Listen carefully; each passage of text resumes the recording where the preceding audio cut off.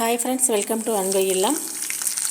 இன்றைக்கி பார்த்திங்கன்னா மாதம்பட்டி ரங்கராஜ் சாரோட ரெசிபீஸில் திருநெல்வேலி ஸ்பெஷல் இடி சாம்பார் தான் செய்ய போகிறேன். அதை அப்படியே உங்களோட நான் ட்ரை பண்ணதை ஷேர் பண்ண போகிறேன். இந்த சாம்பாருக்கு நம்ம ஒரு மெயினான இன்க்ரீடியன்ஸ் தயார் பண்ணணும். வாங்க அது என்னன்னு பார்த்துடலாம். வடச்சட்டி அடுப்பில் வச்சுக்கோங்க. அதில் வந்து 1 ஸ்பூன் அளவுக்கு சீரகம், 1 ஸ்பூன் வெந்தயம், 2 டீஸ்பூன் அளவுக்கு தனியா, 2 கொத்து கருவேப்பிலை, 4-5 வரமிளகாய், ஒரு 1/4 டீஸ்பூன் அளவுக்கு குருமிளகு. இது எல்லாமே நல்லா வறுத்து மணம் வர அளவுக்கு நல்லா வறுத்து எடுத்துக்கோங்க. ட்ரையாகவே வறுக்கணும், எண்ணெய் தேவைப்படாது. இது நல்லா ஆறின மேலே ஒரு மிக்ஸி ஜாரில் மாற்றி நல்லா நைஸாக அரைச்சி எடுத்துக்கலாம். அவசரமாக குக்கரில் பருப்பு காய் எல்லாம் ஒன்றா வேக வச்சு வலுவலுன்னு ஒரு சாம்பார் இருக்கும். கொஞ்சம் டைம் கிடைக்கும்போது இந்த மாதிரி செஞ்சு சாப்பிட்டு பாருங்கள். திருநெல்வேலி இடி சாம்பார் சூப்பராக இருக்கும். நான் முதலே பருப்பு, தக்காளி, சின்ன வெங்காயம் எல்லாமே வேக வச்சுட்டேன். இது வந்து ஒரு 3/4 வேக்காடு வெந்துட்டுருக்குது. இன்னும் கொஞ்சம் வேகணும். இது அப்படியே வேகட்டும். இன்றைக்கி நான் சாம்பாருக்கு காயின்னு பார்த்திங்கன்னா கத்திரிக்காய், உருளைக்கிழங்கு, முருங்கைக்காய் 3 காயும் எடுத்துருக்கிறேன். உங்களுக்கு என்ன காய் வேணுமோ அதை எடுத்துக்கலாம்.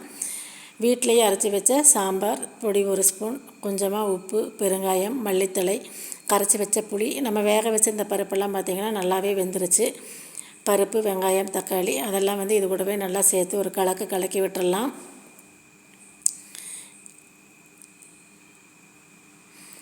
எல்லாமே நல்லா கலந்த மேலே நம்ம ரெடி பண்ணி வச்சுருந்த சாம்பார் மசாலா பொடியை அப்படியே இது கூட சேர்த்து ஒரு கலக்கி விட்ருங்க. சாம்பார் அதிக அளவு தேவைப்பட்டது அப்படின்னா தேங்காய் கூட கொஞ்சம் சீரகம் சேர்த்து அரைச்சி ஊற்றுனீங்கன்னா இன்னும் நல்லாயிருக்கும். எனக்கு அன்றைக்கி கொஞ்சமான அளவு தான் தேவைப்பட்டது. அதனால் நான் பார்த்திங்கன்னா தேங்காயை அவாய்ட் பண்ணிட்டேன். காயை வந்து முதலே எண்ணெயில் வணக்கணும். நான் வந்து அதிக அளவு எண்ணெய் சேர்க்கக்கூடாதுங்கிறதுனால வந்து எண்ணெயில் வணக்கலை. லாஸ்ட்டாக தாளிப்பு கொடுப்போம் பார்த்திங்களா, அதில் வந்து நம்ம ஆயில் சேர்ந்துக்கும். குக்கரில் எல்லாமே ஒன்றா சேர்த்து ஒரு சாம்பார் வைக்கிறதுக்கும் இந்த மாதிரி காய் தனியாக பருப்பு தனியாக வேக வச்சு சாம்பாருக்கு ஒரு மசாலா பொண்ணு ரெடி பண்ணி மெனக்கட்டு செய்யும்போது அதோட டேஸ்ட்டுமே பார்த்திங்கன்னா சூப்பராக தான் இருக்கும். காய் எல்லாம் பார்த்திங்கன்னா எல்லாமே இப்போ நல்லா வெந்தாச்சு. லாஸ்ட்டாக நம்ம ஒரு தாளிப்பு ஒன்று கொடுத்துக்கலாம். கடுகு, கருவேப்பிலை எல்லாம் போட்டு சாம்பாருக்கு ஒரு தாளிப்பு ஒன்று கொடுத்துட்டோம்னா சாம்பார் ரெடி.